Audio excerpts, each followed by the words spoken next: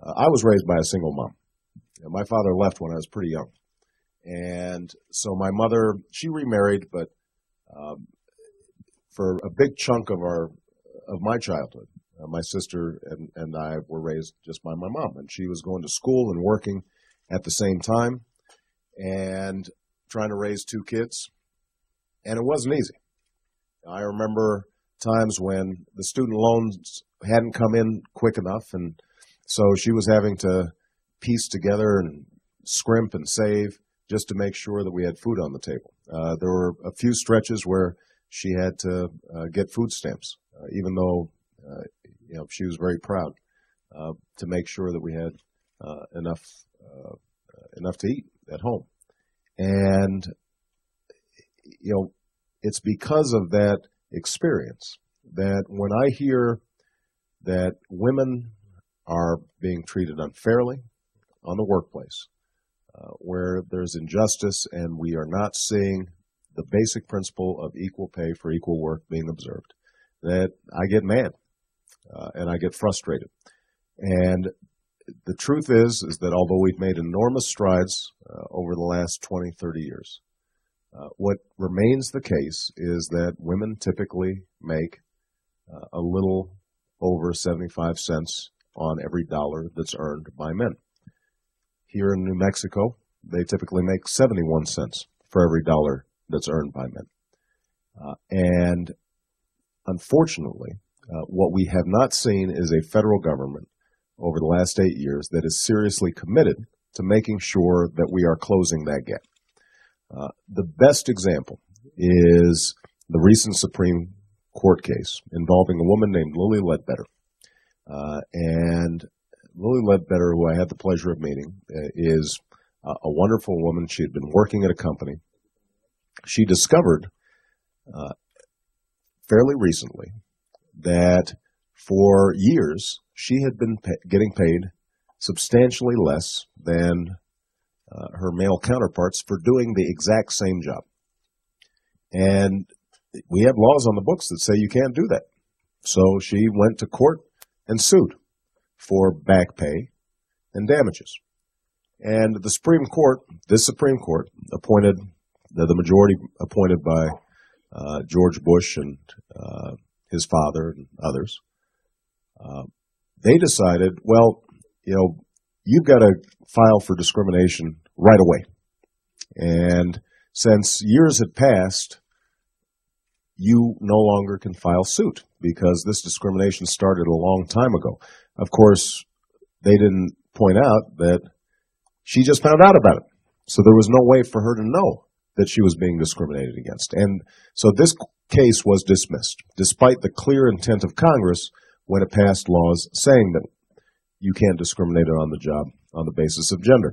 So a number of us, myself, Tom Harkin, we introduced legislation that would reverse the Supreme Court ruling and say that you can always sue for discrimination if you did not know that you were being discriminated against. Seems like common sense to me. My opponent, John McCain, opposed it. And it offers, I think, now his argument was the reason that women are seeing only 75 cents on the dollar, in the case of African American women or Latino women even less, is not that they're being discriminated against, but they have less education and training. Well, that's not the case. That certainly wasn't the case with Lilly Ledbetter. And so it gives you a sense of a fundamentally different worldview about how government has to, who government has to fight for.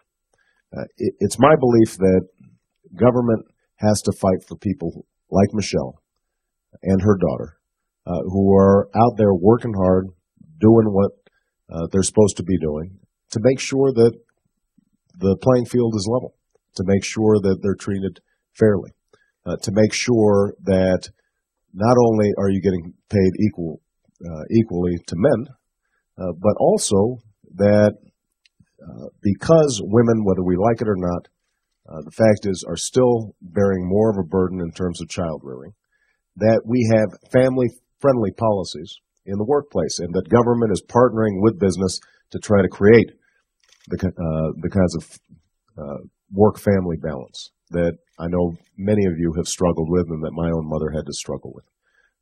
That means that we're going to be fighting for not only equal pay for equal work, but we're also going to be fighting for 7 days of paid sick leave so that if somebody gets sick, they can actually go or a family member is sick, that they can actually take care of them.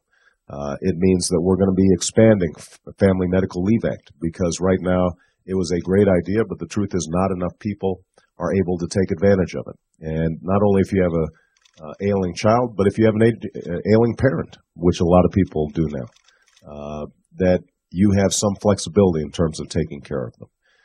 That we fight for greater child care credits so that single moms who are supporting dependents, that they have more resources at home. That we are fighting for a minimum wage. That we're fighting for a earned income tax credit that makes sure that if you work full time in this country, that you're not below the poverty line.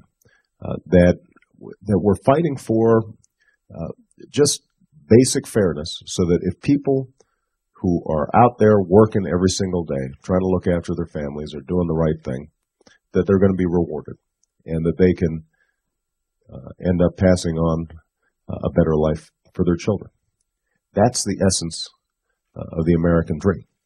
And that's been my story. When I think about my life, it starts not just with my mom, but also my grandmother, who, grew up in the Great Depression, married my grandfather. He went off to fight in World War II. When he came back, he got a GI Bill and was able to go to college. My grandmother, who had worked on a bomber assembly line while raising my mother, who was an infant, she didn't get those same benefits. And so she never went to college, started work as a secretary. And because she was smarter than everybody else, including me, she ended up rising to become one of the first vice presidents of a bank where we lived. Except here's the thing that happened. She ended up hitting a glass ceiling, and after our time, once she got to a certain point, she ended up training men who had less experience and were less able than her, and oftentimes they ended up rising above her. And she never complained. She was part of that generation that just said, well, this is the way things are. But I often think about her, just like I think about my mom. And I say to myself that one of the things I'm absolutely committed to doing is making sure that my daughters, who are just like Vivi here, that they have the exact same opportunities that any boy would have out there.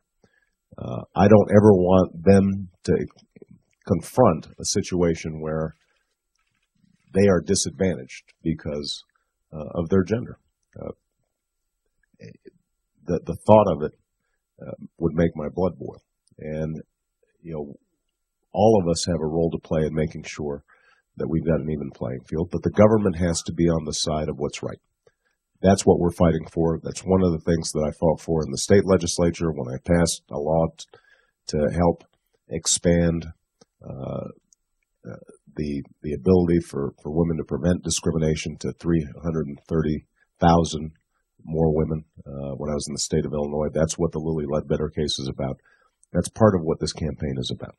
And so I'm hoping that as we share our stories here today, one of the things that we are reminded of is what's at stake.